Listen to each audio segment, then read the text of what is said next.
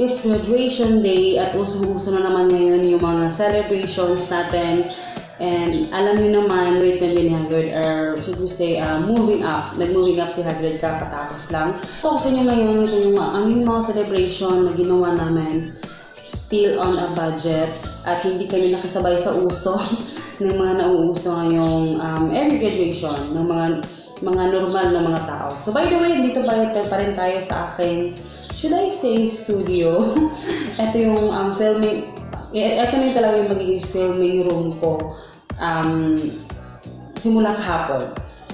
So, patila ko muna sa inyo kung ano yung mga ginawa namin, kung ano yung mga kaganapan nung moving up ni Hagrid. So, panoorin nyo muna.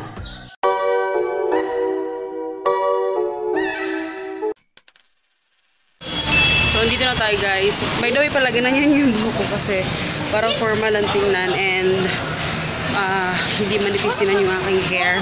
Iginanan ko na lang. O, diba? Doon na daw niya yung dating ko. Naka-hold dress ako ngayon and shoes na yung shoes na black. Ayan. Tayo sa event center nila. Ito yung Centrio Ayala guys. O, diba? Festive na festive sila. Actually, feeling ko nagsimula na nga eh.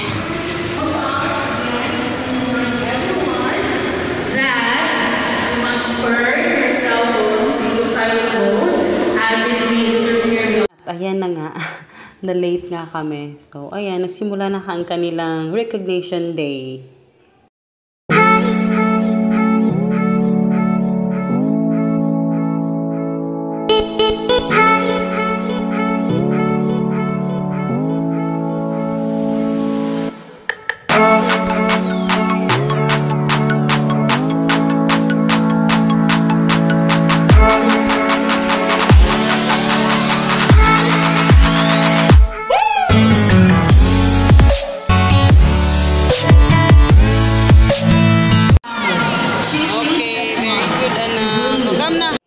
At in fairness naman, nasali naman siya sa smart kids, sa smart, body smart pala. Oo, yan. At saka, syempre, nagutom din siya. Gutom siya, kaya wala siya sa mood kanina. Kaya, ayun, pabuti na lang meron kami dalang snacks. At syempre, hindi mawawala yung kanyang laro-laro dito. Kaya pinaglaro lang muna namin siya sandali.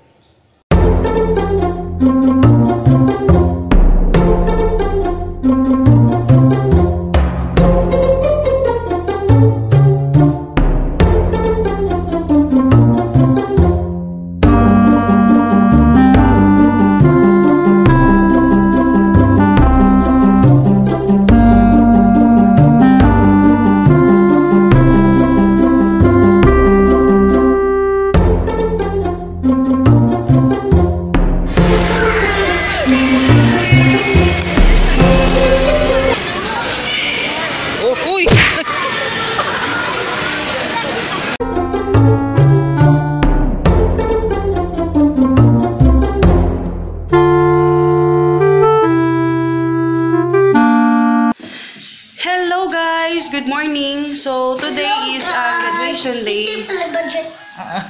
Ngayon is today is March 28, 2019. Today yung graduation day, yung moving up nila ni Hagrid. So nakapag-makeup na tayo. Ito yung suit natin ngayon, yung whole dress pa rin. Kagaya nung lahat. Kapag hindi ko nakapag-vlog ba ako dun sa So, yung hair ko hindi masyadong nakulot. And, curler lang yung ginamit ko sa buhok ko kasi nag-ano ko kahapon, may parang, tawag dun, yung pangkulot na Pero sabi ko baka masyadong mag-dry yung hair ko. Kaya, ganyan na lang siya. Hindi siya masyadong nakulot, kaya, ayun, umaga na kasi ako nag sa aking buhok. Pero ayan, aalis tayo ngayon and yun. So, dito na kami guys. Nakakatawa yung garland. My God, 50 pesos. Yun sa naalala ko. Dati magano yun. Dati pa. Parang 10 pesos lang ata. 10-15 pesos. Ang mahal na pala ng garland ngayon. So, dito tayo sa church. Since this Christian school, sa church talaga sila nagka-graduate. Aking anak, nakapulis. yun yung mga celebrations namin. So, as we all know, usually sa mga ganitong mga occasions, talagang merong mga pa-party yung mga, syempre tayo mga nanay, diba? Pero, since we have our goal, meron kaming goal na tina-target. So, mapapansin niyo hindi kami nag-celebrate talaga ng sobrang pagkabongga-bonggang celebrations. Alam niyo naman siguro na I am a Dave Ramsey, talagang pina-follow. Hindi naman talagang as in, religiously na pina-follow ko talaga lahat yun. May mga kinukuha lang ako talaga doon na yung mga kaya ko lang gawin talaga, diba? So, ang ginawa namin is, syempre, yung mga ibang mga advice ni Dave Ramsey na yung sinasabi is, normal is broke. Yung magiging normal talaga is kakaiba din naman siya. Normal is broke, so be weird. So yun yung kanyang mga quotes na lagi kong naaalala palagi pag mayroong mga ganito mga occasions na pagka kailangan natin gumastos, diba? So, para sa akin, dahil meron kaming goal na tina-target, wala namang masama talaga sa pagsa-celebrate ng mga bagay-bagay, diba? Walang masama mag-celebrate ng ganito mga occasions, diba? Kasi syempre, nag-celebrate tayo kasi once in a lifetime lang nangyayari yan. Pero for me, na meron kaming goal talaga na gustong tapusin. Pinapanindigan talaga namin yung live within your means or below pa talaga kami. So ang sa amin is hindi talaga kami nag-celebrate ng pagkabongga-bongga. Ang daming mga taong, alam nyo, pag nasa ganitong path kayo, meron kayong path na sinusunod talaga, ang daming taong i-criticize kayo sa mga ginagawa nyo na parang ang OA naman, napakaano nyo naman sa pera, hindi naman matadala yan sa langit. Ang daming mga ganyang mga sasabihin ng ibang tao sa inyo. Ang daming sasabihin yung ibang tao sa inyo talaga. Pero pag ganyan, ibig sabihin na nasa tamang daan kayo. Diba? Kasi kahit ano man sabihin ng mga tao, hindi na natin sila kapapakinggan. Kasi it's their right na magsalita kung ano yung gusto sabihin nila. But at the end of the day, tayo pa rin yung gagawa ng mga gusto natin gawin, diba? Kasi kung merong mga emergencies na mga darating, hindi naman tayo makakalapit sa kanila, hindi naman sila makakatulong sa atin, diba? So, huwag natin iisipin palagi yung iisipin ng ibang tao. So, which is yun yung pinapasok ko sa utak ko parate na every time, di ko alam kung nakatagilid kayo, every time, i-share ito sa inyo dahil gusto kong maging inspirasyon na rin ito sa inyo. Kasi alam ko, marami sa inyo nagsastruggle about dun sa pera, diba? Ang dami nating mga bayarin. Tapos na sobrang alam niyo kasi naging normal na, diba? Na kasi pag may occasions, kailangan talaga natin gumastos. Kasi syempre, yung mga tao, ano lang sasabihin nila, ganyan. So parang yun yung iniisip natin. For us, naiiba talaga kami. Nasabi kong iba yung nagiging mindset namin. Hindi kami sumusunod sa uso. Hindi kami sumusunod sa kung ano yung in ngayon. Ano yung sinusunod namin? Sinusunod namin kung magkano lang talaga yung dapat igastos namin. So, kasi wala kami ginastos. Bumili na lang kami ng pizza for us sa aming family. So, kinain namin yung sa gabi namin kinain. Para may mapagsaluhan kami and para mag-celebrate ng konti. Yun lang. For the family lang talaga. And yun ang laging sinasabi ni Dave Ramsey.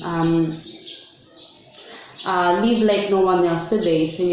So later, you can live and give like no one else. Diba? So, huwag mong iisipin yung ibang tao. Sana ay, kasi ang dami ko talaga, kasi normal na talaga ito sa mga Pinoy na talagang kung gusto natin umunlad, kailangan nating baguhin kung ano yung naging normal na nating kinaugalian. Diba? Kasi sa ating mga Pinoy talagang normal na yun na pag may celebration, kahit walang pera, push lang ng push, ipapangutang pa natin para lang talaga may celebrate, para talaga may ipahanda, may ipakain sa mga bisita natin, ganyan, di ba? Just hindi talaga masama yun na magpakain tayo ng ibang tao. Ang ganda nga nun kasi di ba nasi-share ka ng blessings mo. Pero what if hindi naman magiging blessings yun? Kasi at then, pagkatapos ng mga celebrations, pagkatapos ng mga handaan na yun is wala ka namang pera, ngutang ka naman ng pera para pang panggastos mo sa inyong gastos mo sa pang-araw-araw ninyo, 'di ba? Para pang ano ninyo, survive sa darating na naman na sahod. 'Di ba? Hindi na blessings 'yon. You're not sharing your blessings. Ang sinishare mo na lang doon is kapaitan sa buhay na kahit walang-wala ka na, nag-aano ka pa rin. So, hindi ko sinasabing masama talagang magpakain ha. Hindi talaga masama yun as long as hindi mo talaga siya inutang, di ba? At yung pinag-ipunan mo yung inano mo doon. So sa amin, aminado kami na hindi talaga ako nag-set ng budget na pang ano namin, na alam mo yung panghandaan talaga na bonggang-bongga doon sa celebration, kaganapan. Nagstay lang kami dito. Actually, ang binili ko lang kay Hagrid is talaga yung magagamit niya, which is yung naman ang importante, yung mga kain kami. Binilan ko na lang sa akin kasi diba, wala nang pasok. Kailangan niya ng mga activities dito sa bahay. So, at saka may mga activities naman siya lang ginagagawa dito sa bahay kasi every hapon, ngayon walang pasok, nakakalabas naman siya kasama yung mga bata. So, the whole day, except sa hapon, is dito talaga siya sa bahay. Binilan ko na lang siya ng mga activity books, yung mga Play-Doh, yung mga talagang maano niya. So instead na pinang-celebrate namin talaga ng bonggang-bongga, binili ko na lang ng mga mas kakailanganin ni Hagrid para sa susunod na mga buwan kasi nga wala nang pasok, 'di ba? So yun lang yung aming celebration doon sa kanyang na gumastos kami ng pagkabongga-bongga. Ayan, dito na lang kami sa park pumunta at mas na-enjoy ni Hagrid ito. At saka syempre, libre din and mas nakakapag-relax kami, nahahanginan naman kami ng preskong hangin, di ba? So, ayan yung aming simple na celebration sa kanya. At nakikita niyo naman na to, sobrang saya niya dyan.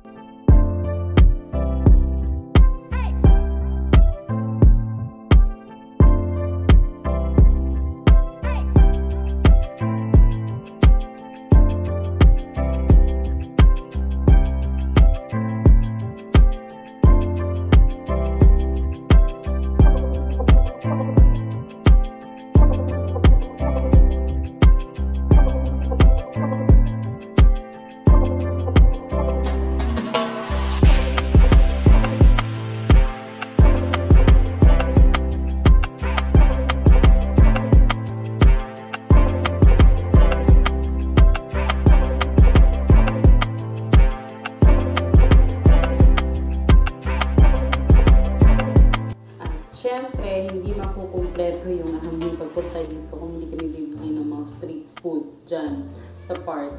Kasi yan yung favorite ni Hagrid, yung may french fries dyan. Naku, favorite niya yan. Kaya, ayan, napag-asos tayo. Pero konti lang naman yung nagag-asos namin dito talaga.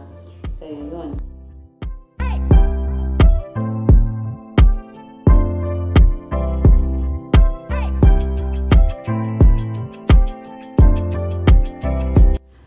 Dahil ginabi na kami ng uwi, ayan, and nandito kami sa aming favorite namin itong mga buko na ganito, na talagang pure buko siya.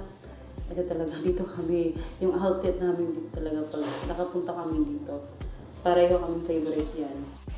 And I hope na ganyan din kayo, kung hindi lang sa mga moving up celebrations, kahit sa mga ibang celebrations, pwede naman mag-celebrate sa bahay lang. Kung talagang walang budget, kasi aminado talaga ako, hindi ko siya binudgetan. Sinadya ko talaga siya hindi budgetan. Kasi, yun, sabi ko kay Papa, sa bahay lang tayo. Na-appreciate naman ni Hagrid yung niya, saka hindi naman siya nag-expect na talaga yung bonggang-bonggang celebrations.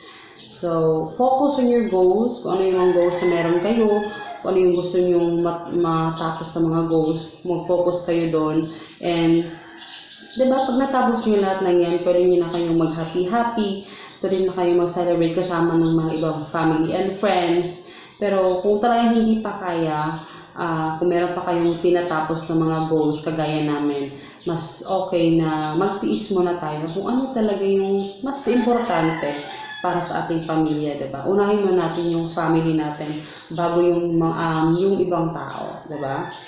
So yun lang guys, yun lang yung maikling ko sa inyo. So, sana meron din kayo napulot doon. And thank you sa lahat ng mga nag-message sa akin sa mga nag-message sa akin ng mga nanay na nakaka-relate dun sa mga pinagsasabi ko. And na-appreciate ko talaga yung mga messages niyo na ganun. Kasi para at least na kung yung iba man hindi ako nakaka-reply, sorry po. Busy lang po tayo. Pero sigurado po akong nababasa ko po yung lahat. And yung sa mga sobrang nakaka-lift sa aking talaga na may nalalaman ko kung ano talaga yung nasa puso ninyo, kung ano yung mga tingin nyo sa akin, ganyan. Na-appreciate ko po talaga yun ng sobrang-sobra. And shout out po sa Olazo family. Pati ko nakakalimutan, pasensya po. And hi sis, Olazo family. So ayun. So dami pa nagpapa-shout out. Pasensya na kung hindi ko kayo ma-shout out lahat kasi ayoko maging shout out venue itong ating channel dahil wala na po tayong mapupulot ng mga ideas kung puro na po tayo shout out, diba? So, isa-isahin lang po natin kung meron tayong time na mapag-shoutout kayo isa-isa. Pero, ayun. So, I hope you guys enjoy. Mag-follow kayo sa Facebook, Instagram, Our Family Budget. And don't forget to subscribe and like this video kung nagustuhan ninyo. And see you in my next video, guys. Bye!